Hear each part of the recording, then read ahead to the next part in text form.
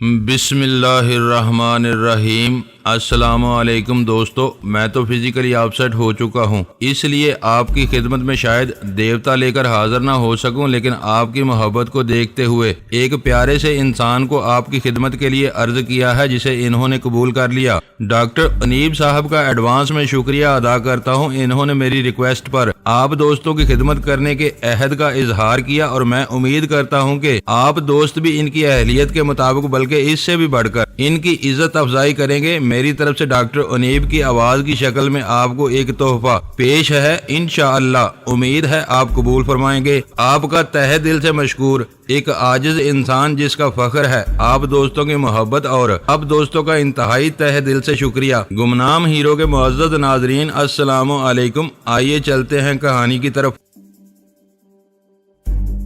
آمنہ نے پارس کو اس کی گود سے الگ کیا، پھر اس کو ہاتھ دکھاتے ہوئے کہا، کوئی بڑا زخم نہیں آیا ہے، اگر نہیں کھائے گا تو جیدار کیسے بنے گا؟ کیا تم یقین سے کہہ سکتی ہو کہ آغوش میں سمیٹ لینے سے آئندہ کوئی حادثہ پیش نہیں آئے گا، کسی مصیبت میں گرفتار نہیں ہوگا، کسی آزمائش سے نہیں گزرے گا؟ اگر تم یقین سے کہہ سکتی ہو تو اسے لے جاؤ اور اپنے میں چھپا کر رکھو، یا جذبات کو قابو میں رکھ سکتی ہو تو یہاں سے چلی جاؤ۔ شیبہ نے ایک نظر پارس پر ڈالی، پھر سر جھکا کر جانے لگی۔ آمنہ نے کہا، پارس، زخم کھانے کے بعد آدمی مر نہیں جاتا، تمام زخموں کے ساتھ حالات سے لڑتا رہتا ہے، جو عمل جاری رکھے اسے رکنے نہیں دیتا، لہذا اپنا عمل جاری رکھو گے، کیچ اٹ۔ اس نے پارس کی طرف چاقو اچھالا، اس نے ایک ہاتھ سے کیچ کر لیا۔ اب آپ سیلی اینڈرسن کی روداد سنیے۔ اس کا دماغ خالی ہو چکا تھا، وہ بدحواس ہو کر چاروں طرف دیکھ رہی تھی اور چیخ کر اپنے بارے میں پوچھ رہی تھی۔ یہ صرف آدھے منٹ کی بات نہ تھی، پھر میں اس کے دماغ میں پہنچ گیا، لیکن دیر ہو چکی تھی۔ ظاہر ہو چکا تھا کہ وہ جہاں کھڑی ہوئی تھی اس سے کچھ فاصلے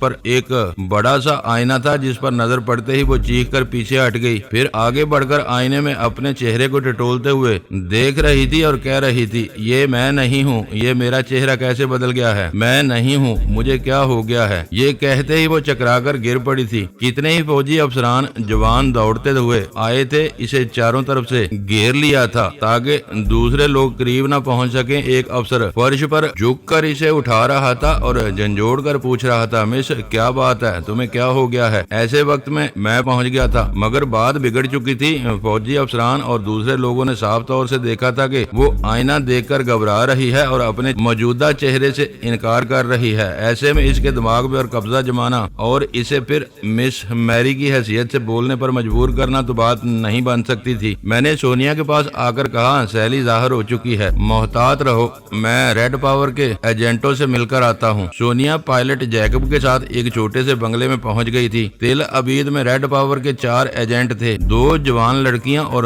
2 مرد، ایک کا نام نتاشا اور دوسری کا نام رومیلا، تیسرے کا نام واسکوف نوف اور چوتھے کا نام ونڈر مین تھا۔ میں ان کی آوازیں سننے کے بعد باری باری ان کے پاس پہنچ چکا تھا، مگر زیادہ تفصیل معلوم نہیں کی تھی، چونکہ سونیا پناہ لینا چاہتی تھی، اس لیے میں نے لڑکیوں کی طرف توجہ دی۔ نتاشا روسی لڑکیوں کا نام ہوتا ہے، اگر سونیا اس کے روپ میں رہنا چاہتی تو اسرائیلی انٹیلیجنس والوں کی نظر میں اس پر رہتی، اب بھی نتاشا ان کی نظروں میں رہتی ہوگی۔ اس کے برعکس رومیلا تل ابید میں پیدا ہوئی تھی، ماں اسرائیلی یہودی تھی اور باپ روسی یہودی، وہ باپ سے زیادہ متاثر تھی۔ جب وہ کالج کی تعلیم سے فارغ ہوئی تو اس وقت ماں باپ مر چکے تھے۔ آج کل اسرائیلی انٹیلیجنس کے چیف مسٹر ہیرالڈ کی پرسنل سیکرٹری تھی۔ وہ ریڈ پاور والوں کے لیے شاید اس لیے جاسوسی کرتی تھی کہ باپ سے بے حد متاثر تھی۔ میں نے مخاطب کیا، ہیلو رومیلا۔ وہ چونک گئی، کہیں باہر جانے کی تیاری کر رہی تھی، ایک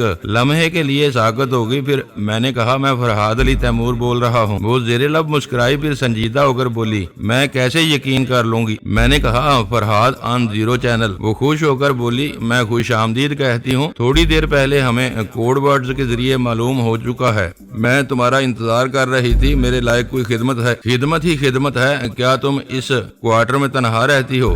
بالکل تنہا ہوں، آس پاس کے تمام کوارٹروں میں سے انٹیلیجنس سے تعلق رکھنے والے اسٹاف رہتا ہے، پھر تو بڑی مشکل ہے۔ آخر کام کیا ہے؟ سونیا تمہاری جگہ لینا چاہتی ہے۔ اوہ گاڈ، کیا مدام سونیا موجود ہیں؟ ہاں، وہ کسی وقت بھی تمہارے پاس پہنچ سکتی ہے، یہاں سب ایک دوسرے کو جانتے ہیں، کسی کے ہاں ایک عام وزٹر بھی آئے تو दूसरे को पता चल जाता है। तुम ऐसा खुफिया अड्डा बताओ जहाँ एक तरफ से तुम पहुँचो, दूसरी तरफ से सोनिया, फिर सोनिया तुम्हारी जगह लेकर तुम्हारे हेडक्वार्टर में पहुँच जाएगी। मेरा क्या होगा इस पर हम बाद में बहस करेंगे। क्या ऐसा कोई खुफिया अड्डा है? हमारा एक साथी तिल अबीद के मुजाफाती बस्ती में रहता है, इसका नाम वंडरमैन है।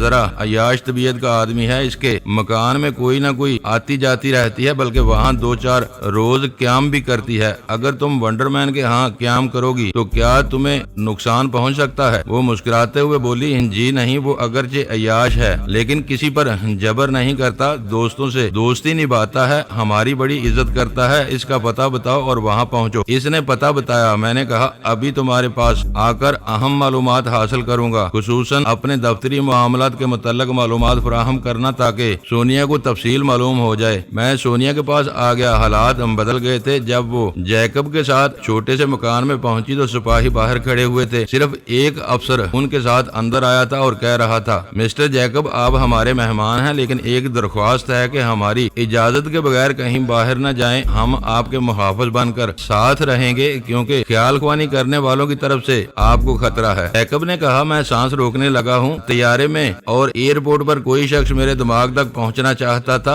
जाने मैंने कैसे महसूस कर लिया और बेइख्तियार सांस भी रोक ली। इसके बाद किसी सोच की लहर मेरे दिमाग में नहीं आई। ऑफिसर ने कहा, मिस्टर, मैं इस सिलसिले में कुछ ज्यादा नहीं जानता। मुझे जो अहकामात मिले हैं इन पर अमल कर रहा हूँ और आपसे भी अमल करा रहा हूँ। इसकी बात खत्म होते ही टेलीफोन की घंटी बजने लगी। ऑफिसर ने आगे बढ़कर रिसीवर उठाया, फिर सुना। दूसरी तरफ से कहा गया, जो हुक्म दिया जा रहा है इस पर फौरन अमल करो, जरा भी ताखीर नहीं होना चाहिए। पायलट जैकब के साथ जो एयर होस्टेस है इसको हिरासत में ले लो, हाथ पांव इस तरह जकड़ दो कि वो हरकत न कर सके। हुक्म की तामील होते ही मुझे फोन पर इतला दो, दैट्स ऑल। ऑफिसर ने रिसीवर रखा, फिर फौरन ही होल्स्टर से रिवॉल्वर निकालकर सोनिया को निशाने पर रखते हुए कहा, हाथ ऊपर कर लो, जरा भी हरकत न करना। सोनिया समझ गई उधर सैली का राज फाश हुआ है, इधर इसे हिरासत में लिया जा रहा है। ऑफिसर ने बुलंद आवाज में सिपाहियों को कह रहा था वो फौरन अंदर चले आए, लेकिन जैकब ने दौड़कर दरवाजे को अंदर से बंद कर लिया। फिर गुस्से से पूछा, ये क्या हरकत है? मिस्टर जैकब, मुझे हुक्म मिला है कि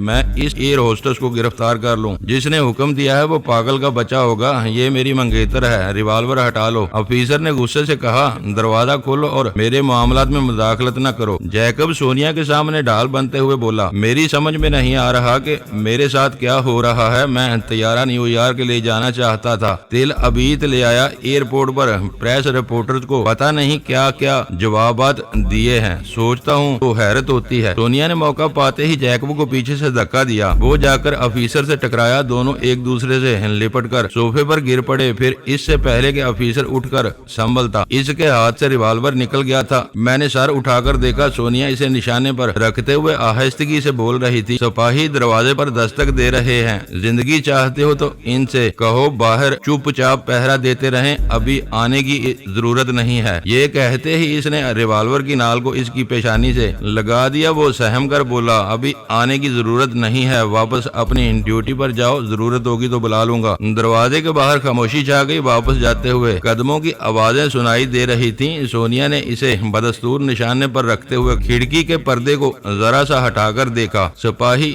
दूर चले गए थे, मकान के अहाते में चारों तरफ पहरा दे रहे थे। इसने फिर हुक्म दिया, अब एक सिपाही को अंदर बुलाओ। इसने पीछे से अफसर के कॉलर को पकड़कर एक धक्का दिया। इसे लेकर दरवाजे के पास चली गई। इस सिपाही को नाम लेकर आवाज दी। थोड़ी देर बाद कदमों की आवाज सुनाई दी। सोनिया ने आहिस्तगी से कहा, दरवाजा खोलो और इसे अंदर आने दो। इसने हदायत के मुताबिक दरवाजे को खोला और आ जाओ। जैसे ही वो अंदर आया, सोनिया ने एक झटके से दरवाजे को बंद किया, फिर कहा, हथियार फेंक दो वरना तुम्हारे अफसर की जान जाएगी। सिपाही बौखला गया था। वो कभी सोनिया को और कभी ऑफिसर को देख रहा था जिसकी कनपटी से रिवॉल्वर लगा हुआ था। इसने ऑफिसर के हुक्म पर रिवॉल्वर फेंक दिया। सोनिया ने दोनों को अपने रिवॉल्वर से कवर करते हुए हथियार को उठा लिया। इन्हें लेकर बाथरूम की तरफ बढ़ गई। दरवाजा खोलकर सिपाही को अंदर जाने के लिए कहा। जब वो अंदर चला गया तो इसने दरवाजे को बाहर से बंद कर दिया। इसके अफसर से बोली, अब दूसरे को बुलाओ। ये अमल बाकी 3 सिपाहियों तक जारी रहा। वो इसी तरह इन्हें बुलाती रही और बाथरूम में बंद करती रही।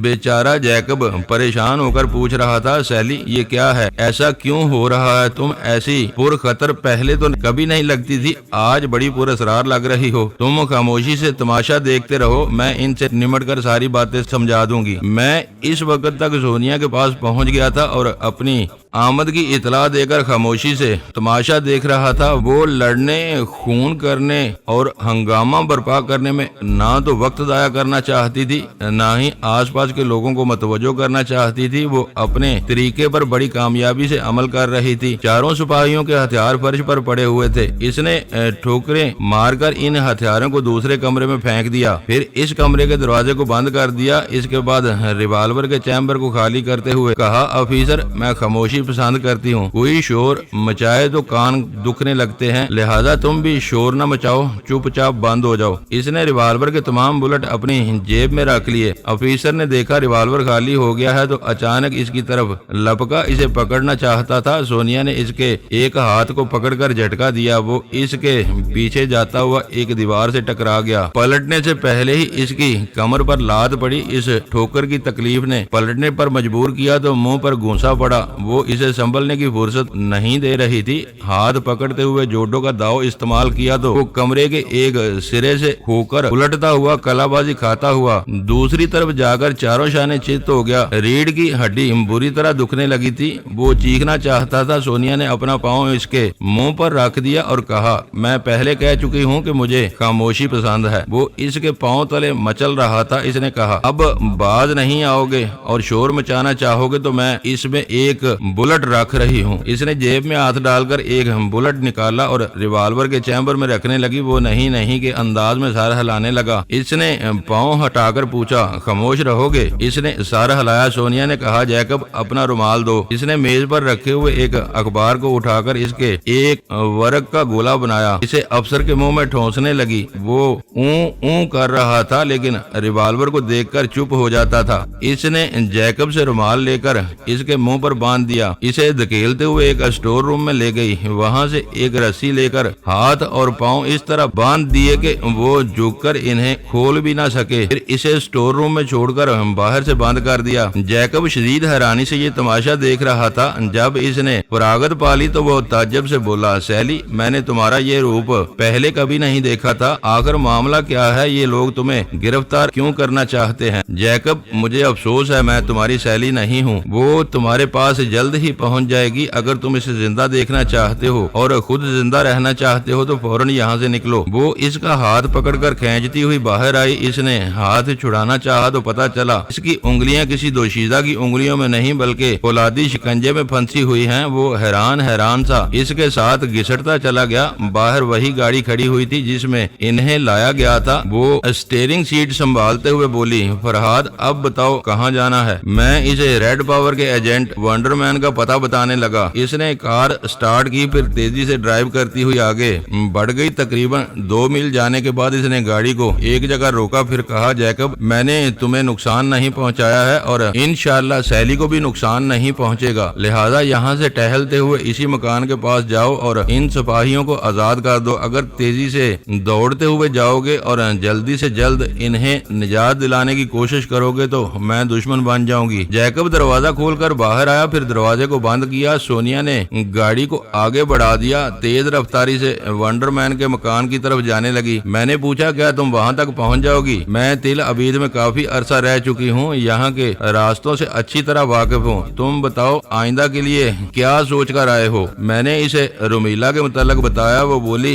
यहाँ वक्त जाया ना करो, फौरन रुमीला से अहम मालूमात हासिल करो। रुमीला अपने क्वार्टर से निकल चुकी थी। एक छोटी सी कार में बैठकर वंडरमैन की तरफ जा रही थी। मैंने कहा, रास्ते में मेकअप का सामान खरीद लो और अपने दफ्तरी मामलात के मुतालिक बताती जाओ। अपने दोस्तों और शनासाओं के बारे में भी तफसीलात बयान करती जाओ। वो कहने लगी, यूं तो मुझे आसपास के क्वार्टर वाले अच्छी तरह जानते हैं, लेकिन मैं नक चढ़ी कहलाती हूँ, किसी से ज्यादा नहीं बोलती। पूरे स्टाफ का ख्याल है कि मैं अपने चीफ की दाश्ता हूँ। क्या ये दुरुस्त है? ऐसी कोई बात नहीं है। मेरा चीफ 60 बरस का बूढ़ा है मगर खुद को जवान साबित करने की कोशिश करता है। मुझ पर बड़ा मेहरबान है। میں اسے اپنی اداؤں سے دیوانہ بناتی رہتی ہوں تاکہ ضروری معلومات حاصل ہوتی رہے۔ وہ بولتے رہنے کے دوران ایک بہت بڑے اسٹور کے سامنے رک گئی، کار سے نکل کر اندر گئی، میک اپ کے مہنگے اور ضروری سامان خریدنے لگی۔ میں اسے گائیڈ کر رہا تھا کہ سونیا کو کن چیزوں کی ضرورت پڑ سکتی ہے۔ وہ تمام سامان خرید کر پھر کار میں آئی، اسے ڈرائیو کرتے ہوئے ونڈر مین کے دروازے کے سامنے پہنچ گئی۔ وہ انتظار کر رہا تھا، آگے بڑھ کر بولا، چلی آؤ مدام سونیا آ گئی ہیں۔ وہ چاروں طرف دیکھتے ہوئے بولی،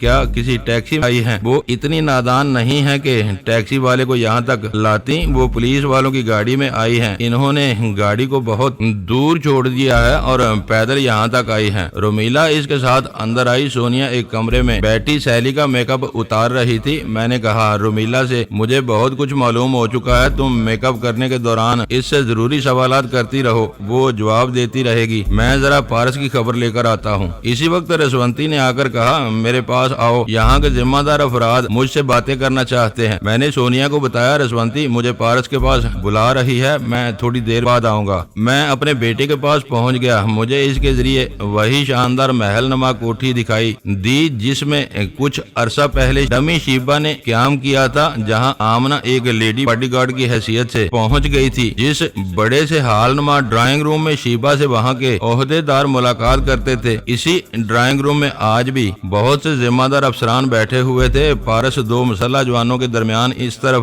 جا رہا تھا، اس کے پیچھے منگل پانڈے چل رہا تھا۔ جب وہ ڈرائنگ روم میں پہنچا تو تمام افراد اٹھ کر کھڑے ہو گئے۔ دیکھا جائے تو وہ ایک بچہ تھا اور اس کے سامنے اسرائیلی حکومت کے بڑے بڑے عہدے دار اور ذمہ دار افراد تھے جو کسی کے سامنے جھکنا نہیں جانتے تھے، لیکن ضرورت کی کوئی چیز زمین پر پڑی ہو تو اسے اٹھانے کے لیے جھک جاتے تھے۔ پارس بھی ان کی ضرورت تھا، وہ اسے نقصان پہنچاتے تو ان کی پوری قوم اور ملک کو ناقابل تلافی نقصان پہنچتا۔ اگر اسے خوش رکھتے تو ہم سے دوستی کی توقع رکھ سکتے تھے، اسی لیے وہ اس کی آمد پر اٹھ کر کھڑے ہو گئے تھے جیسے کسی ملک کا شہزادہ آیا ہو اور وہ اس کی تعظیم کر رہے ہوں۔ اس کے لیے ایک صوفہ مخصوص تھا، وہ اس پر بیٹھ گیا۔ اس کے سامنے تمام افراد دائرے کی صورت میں صوفوں پر بیٹھے ہوئے تھے۔ ایک شخص نے اپنی جگہ سے اٹھ کر پوچھا، ماسٹر پارس، کیا آپ کی ماما اور پاپا موجود ہیں؟ اس نے جواب دیا، میں آپ لوگوں کے لیے کافی ہوں، ضرورت محسوس کروں گا تو انہیں مخاطب کروں گا۔ اس شخص نے کہا، ہم تسلیم کرتے ہیں، آپ ایک عظیم باپ کے ہونہار بیٹے ہیں، ہمارے سوالوں کا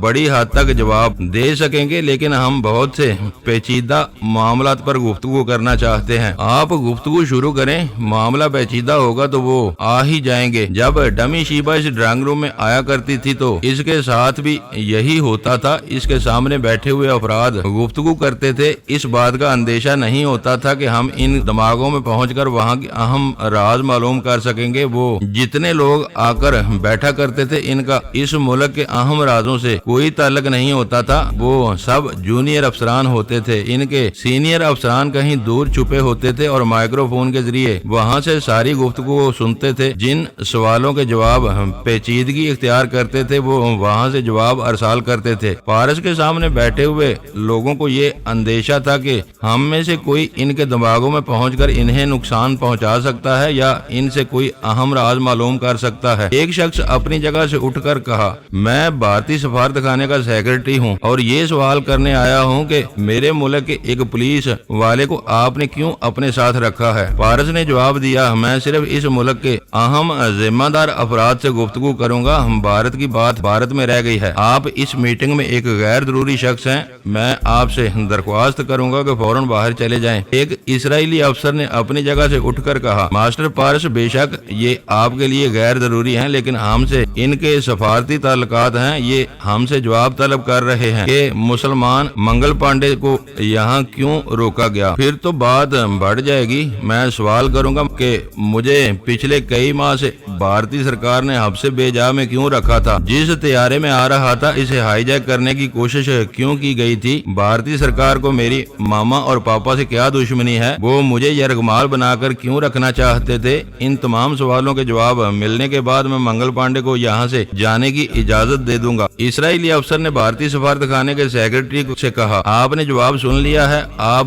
جواب میں جو کہنا چاہتے ہیں اس کے لیے کوئی اور وقت مقرر کر لیں، ہمیں بھی اپنے معاملات پر گفتگو کرنا ہے، پلیز یہاں سے تشریف لے جائیں۔ وہ شخص وہاں سے چلا گیا۔ مقامی افسر نے کہا آپ سوالوں کے نہایت معقول جواب دے رہے ہیں، کیا آپ کے والدین موجود ہیں؟ آپ مجھ سے یہ سوال دوسری بار کر رہے ہیں، تیسری بار نہ کریں۔ وہ افسر جھینپ کر آس پاس بیٹھے ہوئے افراد کو دیکھنے لگا۔ پارس نے کہا بات میں شروع کرتا ہوں، ختم آپ کریں، اور بات یہ ہے کہ مجھے یہاں کیوں لایا گیا۔ ایک شخص اٹھ کر کھڑا ہو گیا، اپنی ٹائی کی گرہ درست کرتے ہوئے، کھنکار کر گلا صاف کرتے ہوئے بولا، جناب اس بات کا جواب بہت طویل ہے، پھر بھی میں اختصار سے کام لینے کی کوشش کرتا ہوں۔ جس شخص کو تیرنا آتا ہو وہ کسی نہ کسی طرح ہاتھ پاؤں مار کر کنارے تک پہنچنے کی کوشش کرتا ہے، اسی طرح ہم آج تک فرحاد صاحب سے دوستی نہ کر سکے، ہم الٹے سیدھے ہاتھ پاؤں مار کر ان سے دوستی کی ضد کرتے ہیں۔ میں نے لفظ اس لیے استعمال کیا ہے کہ یہ یک طرفہ نہیں ہوگی، باہمی سمجھوتا ضروری ہے، اور ہم اسی سمجھوتے کے لیے پہلے بھی کئی بار ایسی حرکتیں کرتے رہے ہیں۔ ایک بار مدام سونیا کو ہم نے مہمان بنا کر رکھا، دوسری بار شیبہ یہاں آئی، ہمیں اس کی موت کا بہت صدمہ ہے۔ ہماری قوم کی ایک ٹیلی پیتھی جاننے والی ہمارے غلط پالیسیوں کے نتیجے میں ختم ہو گئی۔ تیسری بار ہم نے آپ کو اغوا کیا ہے، آپ دیکھ رہے ہیں کہ ہم نے آپ کو قیدی نہیں بنایا ہے، آپ کی بے حد عزت کر رہے ہیں اور ہمیشہ کرتے رہیں گے، خواہ آپ کے والدین سے دوستی ہو یا نہ ہو۔ اگر آپ کو اس بات کی پرواہ نہیں ہے کہ دوستی ہوگی تو نہیں، پھر مجھے اغوا کرنے کی ضرورت کیا تھی؟ اس نے جواب دیا، ہم اس طرح ثابت کرنا چاہتے ہیں کہ مسلسل ناکامیوں کے باوجود کسی قدر دوستی کے خواہش مند ہیں۔ ہم پہلے کی طرح آج بھی یقین دلاتے ہیں دوستی سے کوئی ناجائز فائدہ نہیں اٹھائیں گے، بلکہ ہم زیادہ سے زیادہ ان کی خدمت کریں گے۔ آپ جانتے ہیں ایک نیام میں دو تلواریں نہیں رہ سکتی، جب آپ کے پاس ٹیلی پیتھی جاننے والے بہن بھائیوں کا خاندان موجود ہے تو ہم سے آپ کس بات کی توقع کرتے ہیں؟ آپ کے والدین ہم سے دوستی کریں پھر ہم جواب دیں گے، یعنی اگر ہم دوستی کریں گے تو آپ شارپر اور اس ٹیلی پیتھی جاننے والے خاندان سے قطع تعلق کر لیں گے۔ ابھی ہم اس بات کا جواب نہیں دے سکتے، تمہارے جواب دینے یا نہ دینے سے کوئی فرق نہیں پڑتا۔ شارپر موجود ہوگا تو تمہارے دماغ میں چھپے ہوئے جواب کو پڑھ لے گا، ہمیں ایسے اہم سوالوں کا جواب دوسری طرف سے موصول ہوگا، تبھی ہم جواب دے سکیں گے۔ شارپر صاحب کو بھی ہمارا دماغ پڑھ کر مایوسی ہوگی۔ شارپر ہمیشہ ایک سینئر افیسر کیری ہام کے ذریعے یہاں کے حکام سے رابطہ قائم کرتا ہے، کیا وہ اس وقت بھی موجود ہوگا؟ کیا مسٹر کیری ہام یہاں موجود ہیں؟ نہیں، مسٹر ہام یہاں نہیں ہیں، اور ہم یقین سے نہیں کہہ سکتے کہ شارپر صاحب خیال خوانی کے ذریعے اس وقت ہمارے درمیان ہے یا نہیں۔ ایک دوسرے افسر نے اپنی جگہ سے اٹھ کر کہا، ہماری گفتگو دوسرا رخ اختیار کر رہی ہے، ہمیں اپنے موضوع کی طرف آنا چاہیے۔ پارس نے تائید میں سر ہلا کر کہا، بے شک آپ دوستی کے موضوع پر کوئی فیصلہ کن بات کرنا چاہتے ہیں۔ اگر میں اپنے والدین کی طرف سے دوستی کے لیے ہاں کہہ دوں تو مجھے یہاں سے جانے کی اجازت مل جائے گی۔ جیسا کہ ہمارے ایک ساتھی نے کہا ہے کہ ہم کوئی فیصلہ کن جواب نہیں دے سکتے، دوسری طرف سے جواب ارسال ہوگا تو آپ کے سامنے پیش کیا جائے گا۔ میں ابھی جواب چاہتا ہوں، اس لیے آپ اپنے چھپے ہوئے سینئر افسران سے جواب طلب کریں۔ ایک شخص ٹی وی اسکرین کے سامنے بیٹھا ہوا تھا، دوسری طرف سے کمپیوٹر کے ذریعے جواب ارسال کیا جاتا تھا۔ اسکرین پر تحریری جواب موصول ہونے لگا، وہ شخص پڑھ کر سنانے لگا، ماسٹر پارس، ہمیں بے حد خوشی ہے، جو بات آج تک آپ کے والدین نے نہیں کہی وہ آپ کی زبان سے ادا ہو گئی، یعنی آپ دوستی کے سلسلے میں پہلی بار ہاں کہہ رہے ہیں۔ ہم یقین دلاتے ہیں نہ ابھی آپ قیدی ہیں نہ آئندہ رہیں گے۔ اپنے والدین کی طرف سے دوستی کی ضمانت دے دیجئے، ہم آپ کو زیادہ سے زیادہ ایک ہفتہ مہمان رکھیں گے، اسرائیل کے اہم مقامات کی سیر کرائیں گے، اس کے بعد آپ کو آپ کی ماما اور پاپا کے پاس پہنچا دیں گے۔ آپ دوستی کی ضمانت کس طرح چاہتے ہیں؟ آج تک میرے والدین نے کسی سے تحریری معاہدہ نہیں کیا ہے، جس دوستی کا وعدہ کیا اسے ہر حال میں نبھایا۔ کیا آپ بتا سکتے ہیں کہ ہمیں کس طرح مطمئن کر سکیں گے؟ فارس چند لمحوں تک خاموش رہا اور سوچتا رہا، جیسے بہت سوچ سمجھ کر جواب دے رہا ہو، حالانکہ وہ ہم سے جواب سنتا تھا اور بولتا جاتا تھا۔ پھر وہ بولا، اصل بات یہ ہے کہ ہم بنیادی طور پر ایک دوسرے سے دشمنی رکھتے ہیں، ہمارے اندر بھروسے نام کی کوئی چیز نہیں ہے۔ اگر میں یہ کہوں کہ ہمارا ایک ٹیلی پیتھی جاننے والی آپ کے ملک میں مستقل قیام کرے گی تو آپ کو یقین نہیں آئے گا۔ افسر نے جلدی سے کہا، کیوں نہیں جناب، ضرور یقین آئے گا۔ جب وہ یہاں آ جائے گی تو آپ کہیں گے یہ ڈمی ہے۔ اس افسر نے کچھ سوچ کر کہا آپ کی بات درست ہے، جب یہاں شیبہ آئی تو ہم تذبذب میں رہے ہیں، یہ اصل ہے یا نقل؟ آخر وقت تک ہمیں اس کے اصل یا نقل ہونے کا پتہ نہ چلا۔ آج بھی اس کے لیے صدمہ اٹھاتے ہیں، کبھی سوچتے ہیں شاید وہ زندہ ہے، ہمارے لیے زندہ ہے، اور ایک دن ڈرامائی انداز میں چلی آئے گی اور ہم حیران رہ جائیں گے۔ پارس نے کہا آپ حیران تو ہوں گے لیکن اس پر یقین کبھی نہیں کریں گے، کیونکہ دشمن اسے ڈمی ثابت کرنے کی کوشش کریں گے۔ آپ لوگوں کو الجھاتے رہیں گے اور بے اعتباری کا ثبوت دیتے رہیں گے، جیسا کہ پہلے دیتے رہے ہیں۔ ہم سے یہ غلطی ہو چکی ہے، ہم انکار نہیں کریں گے۔ واقعی ہم دوسرے ٹیلی پیتھی جاننے والوں کے ذریعے الجھ جاتے ہیں، تو پھر آپس میں فیصلہ کر لیں اور اگلی میٹنگ میں جواب دیں آپ کس پر بھروسہ کر سکتے ہیں۔ ہم اپنے سینئر افسران سے جواب طلب کیے بغیر فیصلہ کن انداز میں کہہ سکتے ہیں کہ اگر دوستی کی ضمانت کے طور پر آپ کا کوئی ایک ٹیلی پیتھی جاننے والا یا جاننے والی ہمارے ملک میں مستقل قیام کرے تو ہم شارپر اور اس کی فیملی سے تعلق ختم کر لیں گے۔ پارس صوفے سے اٹھ کر کھڑا ہو گیا، پھر ایک طرف سامنے بیٹھے ہوئے لوگوں کو دیکھتا رہا، پھر پلٹ کر دوسری طرف چلتا ہوا دوسری طرف بیٹھے ہوئے لوگوں کو دیکھتا رہا۔ اس کے بعد بولا آپ لوگ جسے اپنی قوم کی ٹیلی پیتھی جاننے والی شیبہ کہتے ہیں، میں اسی مقدس ہستی کو ممی کہتا ہوں۔ ایک افسر نے اسے ایسے دیکھا جیسے نادان بچے کو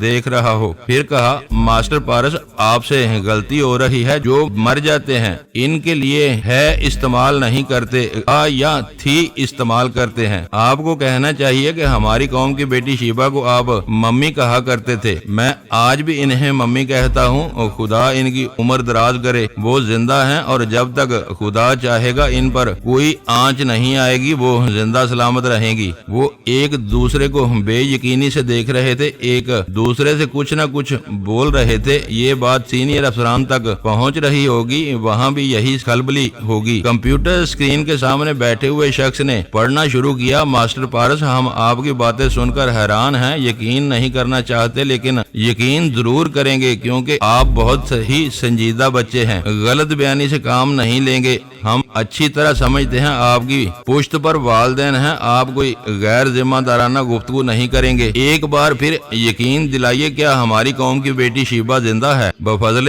ربی وہ زندہ سلامت ہیں، میں انہیں یہاں بلا سکتا ہوں۔ کمپیوٹر اسکرین کے سامنے بیٹھے ہوئے شخص نے کہا اوپر سے احکامات صادر ہوئے ہیں، آپ تمام حضرات ماسٹر پارس کے سامنے گھٹنے ٹیک دیں۔ کمپیوٹر کے ذریعے حکم سنتے ہی تمام لوگ اپنی جگہ سے اٹھ گئے، پھر پارس کے سامنے گھٹنے ٹیک کر سر کو جھکا لیا۔ وہ شخص کمپیوٹر اسکرین کو دیکھتا ہوا پڑھتا جا رہا تھا، ماسٹر پارس ہم آپ کو اور آپ کے والدین کو سلام کرتے ہیں، ہمیں اپنی غلطی کا شدید احساس ہے، ہم نے آپ لوگوں پر بھروسہ نہ کر کے شدید نقصانات اٹھائے ہیں، ہم خدا کو حاضر ناظر جان کر کہتے ہیں ہم آئندہ آپ کے دشمنوں پر اعتبار نہیں کریں گے۔ آج سے اور اسی لمحے سے ہم شارپر اور اس کی فیملی سے تعلق ختم کر رہے ہیں، خواہ اس کے ذریعے ہمیں کتنی ہی دماغی اذیتیں برداشت کرنا پڑے، لیکن ہم یقین کرتے ہیں آپ کے والدین ہمیں ان سے محفوظ رکھنے کی کوشش حتی الامکان کرتے رہیں گے۔ پارس نے کہا میں دوستی کی اس ابتدا میں ایک اور خوشخبری سنانا چاہتا ہوں۔ وہ سب اسی طرح گھٹنے ٹیکے ہوئے اور سر جھکائے ہوئے تھے۔ پارس نے کہا پہلے آپ لوگ اپنی جگہ آرام سے بیٹھ جائیں۔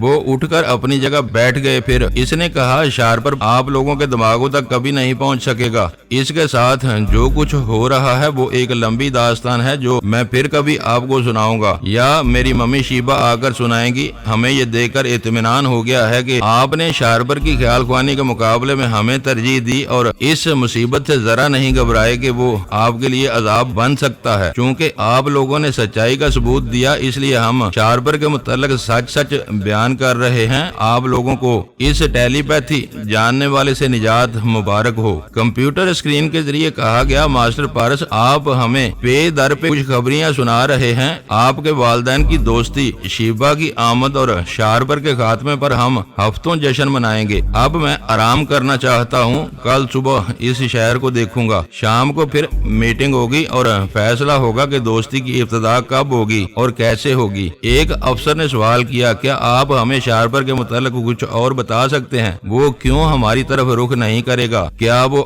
آپ لوگوں کی قید میں ہے؟ اس سلسلے میں پھر کل گفتگو ہوگی۔ ایک آخری سوال کرنا چاہتا ہوں، آپ جس طیارے میں آئے اس کو ایئر ہوسٹس سیلی اینڈرسن کو ٹیلی پیتھی کے ذریعے ٹریپ کیا گیا کہ کیا یہ شارپر کی کاروائی نہیں تھی؟ ہرگز نہیں، یہ میری ماما نے کیا ہے۔ ماما سب اسے حیرت سے اور سوالیہ نظروں سے تکنے لگے۔ وہ بولا، میری 3 مائیں ہیں، میں اپنی پیدا کرنے والی کو ماما کہتا ہوں اور جو ماں میرے دوسرے بھائی پارس کی پرورش کر رہی ہے اسے ممی کہتا ہوں، اور جو ماں سب سے عظیم ہے اسے ماما کہتا ہوں۔ مختصر یہ کہ میری سونیا ماما نے سیلی کو ٹریپ کیا، اس کی جگہ لے کر وہ پائلٹ جیکب کے ساتھ گئیں، وہاں پولیس افسروں کو ایک کمرے میں بند کیا۔ اب وہ تل عبید کی 1,00,000 عورتوں میں گم ہو چکی ہیں۔ سب پر سناٹا طاری ہو گیا تھا، سب چپ ہو کر اس کا منہ تک رہے تھے۔ پارس نے پھر اپنی جگہ سے اٹھتے ہوئے کہا، انشاءاللہ ہمارے درمیان دوستی ہوگی، لیکن دوستی سے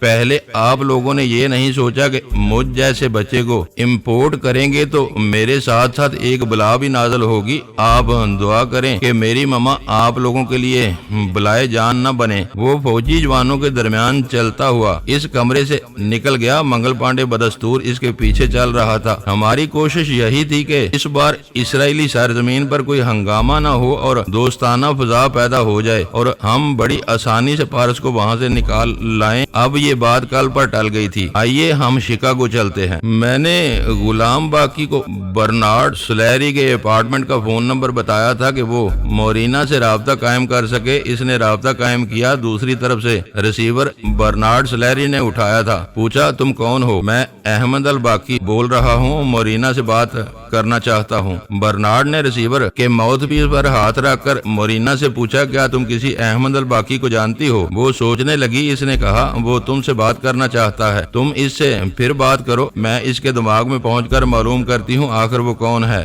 برنارڈ نے ماؤتھ پیس سے ہاتھ ہٹا کر کہا، مسٹر احمد الباقی، مس مورینا آپ کو نہیں پہچانتی، ریسیور 2 پہچان لیں گی۔ مورینا نے برنارڈ کے دماغ میں رہ کر غلام باقی کی آواز لہجے کو سنا تو فوراً یاد آ گیا۔ اس نے خیال خوانی کی پرواز کی، اس کے دماغ میں پہنچنا چاہا، لیکن باقی نے سانس روک لی۔ ریسیور کے ذریعے کہا، مسٹر برنارڈ، مورینا سے کہو فون پر بات کرے۔ وہ ریسیور لے کر بولی، ارے تم غلام باقی ہو؟ پہلے غلام تھا، اب نہیں ہوں، لہذا میرا نام احمد الباقی ہے۔ کیا تمہارے دماغ کو لاک کر دیا گیا ہے؟ ہاں، مجھے غلام سمجھ کر اب نہ کوئی میری زندگی میں آ سکتا ہے نہ دماغ میں، البتہ دل کا دروازہ کھلا ہے۔ کیا بات ہے، بڑے اسمارٹ بن کر بول رہے ہو۔ اتنا تو سمجھتی ہوں، تمہاری پشت پر شارپر اور بہرام گنگولی ہیں۔ شارپر اچھی طرح جانتا ہے میں تم پر مر مٹی ہوں، لہذا وہ تمہارے ذریعے مجھ پر جال پھینک رہا ہے۔ تمہاری اطلاع کے لیے عرض ہے، میں غلامی کے ہر جال سے نکل چکا ہوں اور کسی کا آلہ کار نہیں ہوں۔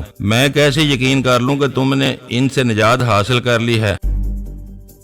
دوستو، ویڈیو کو لائک ضرور کر دیا کریں۔ ISI پاک آرمی زندہ باد، پاکستان پائندہ باد۔ معزز ناظرین، اپنا خیال رکھیے گا اور اپنے اس چینل کا بھی شکریہ۔